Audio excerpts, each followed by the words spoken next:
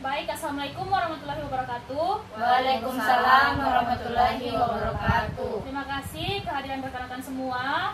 Di sini pertemuan kali ini kita akan membahas terkait analisis situasi terkini pada Provinsi Sanubari.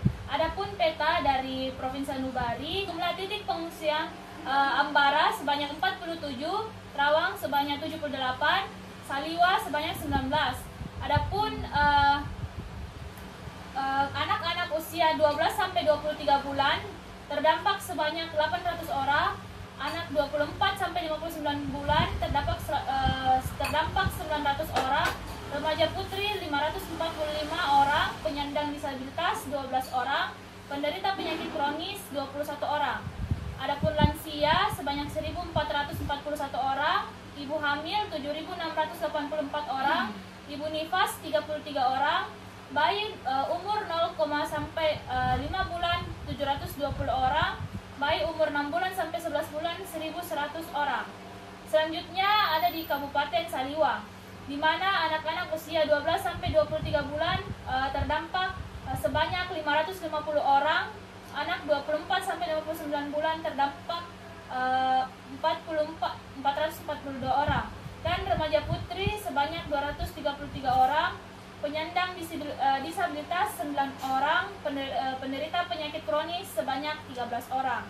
Berikutnya ada Kabupaten Rawang, di mana lansia 576 orang, ibu hamil 3.074 orang, ibu nifas 15 orang, bayi usia 0 sampai 5 bulan 288 orang, dan bayi 6 sampai 11 bulan 750 orang. Dan adapun anak usia 12 sampai 23 bulan 655 orang, anak 24 sampai 59 bulan 375 orang, remaja putri 112 orang, penyandang disabilitas 6 orang, dan penderita penyakit kronis 17 orang. Dan dapat disimpulkan dari peta ini, kebanyakan yang terdampak adalah ibu hamil. Baik, selanjutnya saya akan dengarkan dari beberapa subcluster mengenai kendala apa saja yang telah didapatkan. Baik, saya perwakilan dari tim Aksi Cepat Tepat. Nah, ada beberapa kendala yang kami hadapi. Yang pertama, keterbatasan dalam menyediakan stok mother baby kit, dignity kit, hygiene kit, dan kekurangan tenaga konselor ASI. Kendala yang kedua yang kami hadapi yaitu beberapa masyarakat tidak memahami pentingnya dignity kit dan konselor ASI, sehingga cenderung menolak bantuan dari kami. Bagaimana dari pihak koordinator, apakah ada solusi yang dapat Anda berikan terkait kendala yang kami hadapi? Baik, mungkin solusi untuk mengatasi kendala tersebut adalah melakukan pelatihan-pelatihan khusus untuk relawan tentang kebutuhan ibu menyusui dan bayi dalam situasi darurat, dan merekrut dan melatih konselor ASI tambahan di daerah yang terdampak, dan melakukan sosialisasi tentang pentingnya dignity kit dan konselor ASI melalui komunikasi langsung atau media lokal. Selanjutnya bagaimana? Terima kasih. Baik, di sini saya dari perwakilan tim BSM Umat dari Universitas Sanubari Jaya yang melakukan dukungan dana dan bahan untuk dapur MPASI sisi bencana. Tim BSM Umat yang mendukung penyediaan dana dan bahan untuk dapur MPASI, makanan pendamping air susu ibu dalam masa tanggap darurat dapat menghadapi berbagai kendala dan kesenjangan, terutama karena situasi yang kompleks dan kebutuhan yang sangat spesifik. Kendala yang kami dapat terkait dana dan bahan untuk dapur MPASI sisi bencana, ada kendala logistik dan distribusi. Dan juga yang kedua ada kendala pendanaan, keterbatasan dana, proses donasi yang lambat, dan prioritas dana lain. Dan yang ketiga ada kendala ketersediaan bahan MPASI, yang kelangkaan bahan baku, yang ada juga bahan tidak sesuai standar. Dan yang keempat ada kendala kesehatan, kurangnya tenaga ahli gizi, risiko infeksi, dan kesehatan ibu. Dan yang kelima ada kendala kesenjangan sosial, yaitu kendala distribusi tidak merata dan ketidakadilan prioritas. Dan yang keenam ada kendala koordinasi dan komunikasi. Dan yang ketujuh ada kendala lingkungan. Dan yang terakhir ada kendala ketersediaan air dan energi. Yang yang yaitu kekurangan air bersih dan keterbatasan sumber energi. Baik, solusi dari koordinator apa bisa dijelaskan? Baik, solusi untuk mengatasi kendala dan kesenjangannya. Yang pertama, penguatan logistik, di mana gunakan transportasi alternatif dan siapkan gudang penyimpanan sementara dengan fasilitas pendingin untuk bahan MPASI.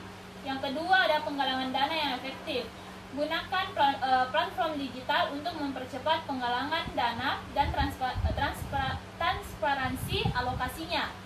Bekerja sama dengan mitra internasional ataupun donor besar untuk mendukung pendanaan jangka pendek dan menengah.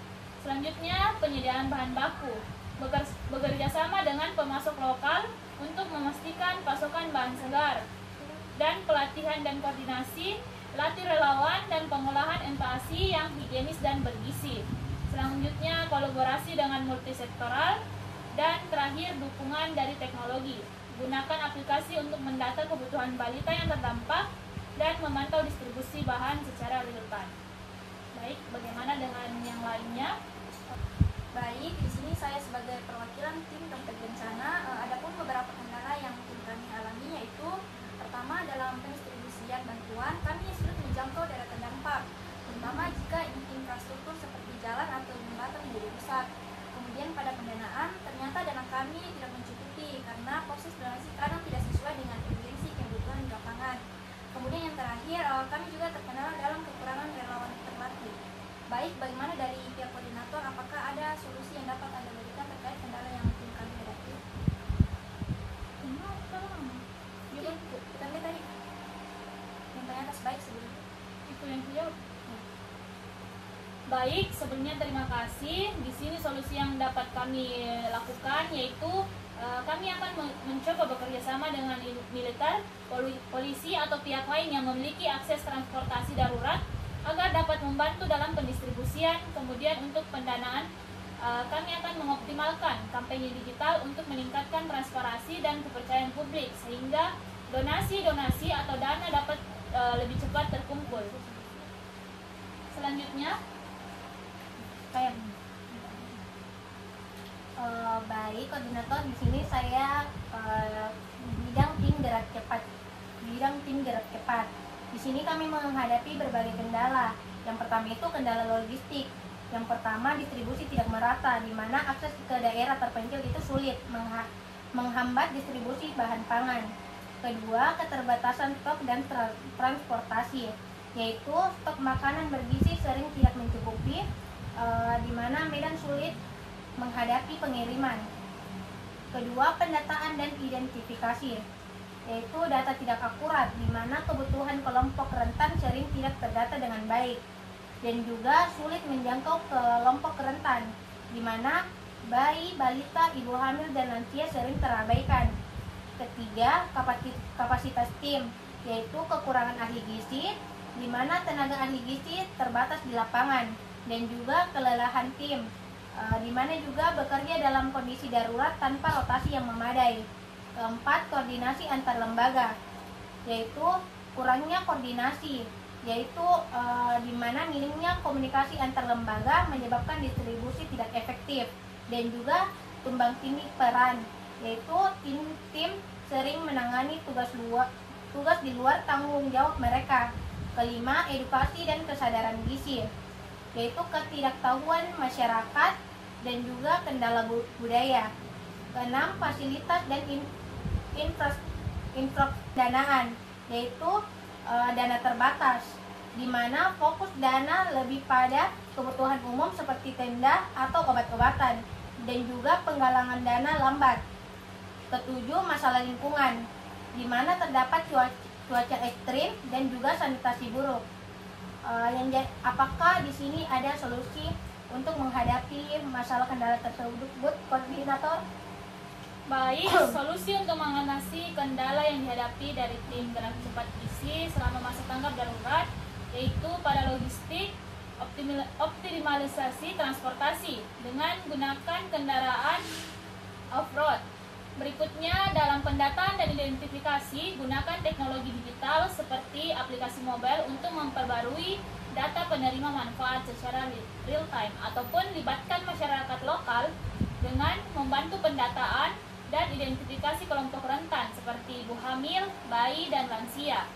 Dan kapasitas tim, terapkan sistem rotasi kerja untuk mengurangi kelelahan pada suatu tim. Berikutnya, koordinasi antar lembaga dan edukasi serta kesadaran gizi. Sosialisasi pentingnya gizi, sebarkan informasi melalui media lokal ataupun tokoh-tokoh di masyarakat pentingnya gizi seimbang bagi kelompok-kelompok yang rentan. Selanjutnya, untuk fasilitas dan infrastruktur, dapur umum yang memadai, bangun dapur untuk mendukung penyediaan MPASI dan makanan yang bergizi. Dan pendanaan, siapkan alokasi dana khusus untuk intervensi gizi dalam setiap rencana tanggap bencana. Selanjutnya, untuk masalah lingkungan, sediakan toilet dan tempat cuci tangan di lokasi pengungsian. Dan ketergantungan pada bantuan eksternal, pastikan bantuan sesuai dengan kebutuhan gizi pada kelompok rentan. Baik, selanjutnya. Terima kasih. Di sini saya dari tim Persagi yang menyediakan konselor, kemudian menyediakan pendamping puskesmas sebanyak 5 orang. Kendalanya yang pertama itu ada kurangnya ketersediaan konselor yang terlatih.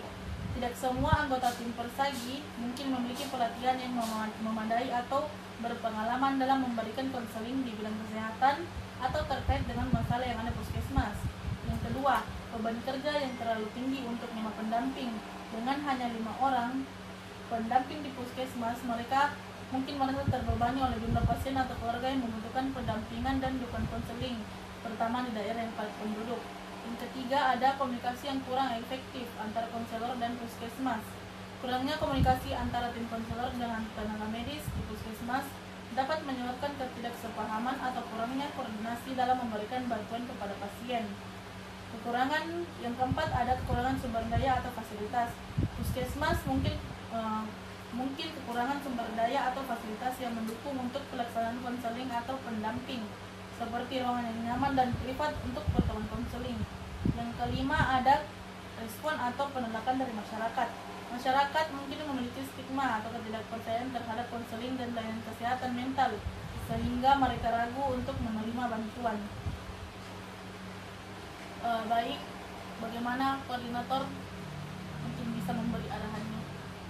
Baik, saya mungkin berikan solusi pada pelatihan rutin, menyelenggarakan pelatihan berkala untuk meningkatkan keterampilan, dan kemitraan dengan lembaga pendidikan, membangun kemitraan dengan universitas ataupun lembaga kepelatihan yang dapat menyediakan sumber daya manusia yang terlatih dalam konseling dan kesehatan mental. Berikutnya, rekrutmen tambahan, meningkatkan jumlah pendamping dengan merekrut lebih banyak sukarelawan atau tenaga pendamping dari komunitas setempat.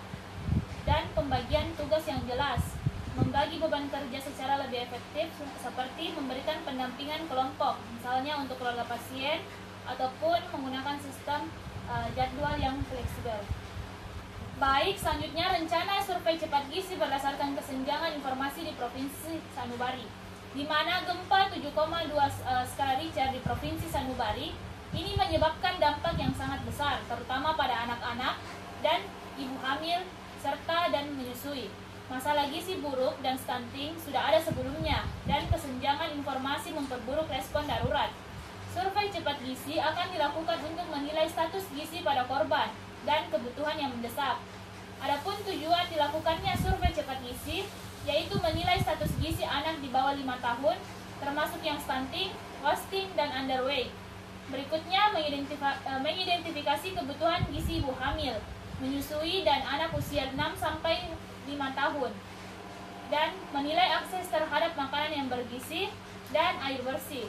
Terakhir, mengidentifikasi kesenjangan informasi tentang status gizi di daerah yang terpencil. Adapun metode survei cepat gizi yaitu teknik sampling, merupakan purpose dan cluster sampling untuk memilih wilayah-wilayah dengan kerusakan yang tinggi dan sulit dijangkau. Data-data yang akan kalian semua kumpulkan yaitu antropometri anak, mulai dari berat badan, tinggi badan, serta pola makan dan konsumsi makanannya. Untuk ibu hamil, mengetahui status gizinya, dan akses air bersih dan sanitasi, dan layanan kesehatan dan pendistribusian PMT. Waktu pelaksanaannya, survei dilakukan dalam jangka 7-10 hari setelah tim dikerahkan. Selanjutnya ada anggaran, di mana logistik, perlengkapan pengukuran tropometri, kendaraan dan komunikasi, dan anggaran dimulai dari biaya transportasi serta pelatihan-pelatihan pada petugas. Adapun analisis dan evaluasinya menghitung prevalensi stunting, wasting, dan underweight berdasarkan standar WHO. Untuk rencana tindak lanjutnya, segera di hari 0-7 hari pendistribusian PMT dan suplementasi vitamin A serta zat besi, dan melakukan penyuluhan gizi tentang makanan bergizi serta ASI eksklusif. Untuk jangka menengahnya, di mana jangka 1-3 bulan dilakukan rehabilitasi gizi dan peningkatan akses pangan bergizi. Untuk melihat seberapa berhasilnya, yaitu penurunan prevalensi stunting, wasting, dan underweight, dan peningkatan akses gizi untuk ibu hamil dan anak-anak, dan meningkatnya praktik ASI eksklusif dan air bersih. Terakhir, untuk melihat monitoring dan evaluasi, di mana kita akan melakukan pemantauan status gizi setelah 1 bulan dan evaluasi tindak lanjut perkembangan dari situasi. Baik, mungkin itu saja yang kita akan bahas pada pertemuan kali ini. Terima kasih atas kehadirannya. Wassalamualaikum warahmatullahi wabarakatuh. Waalaikumsalam warahmatullahi wabarakatuh.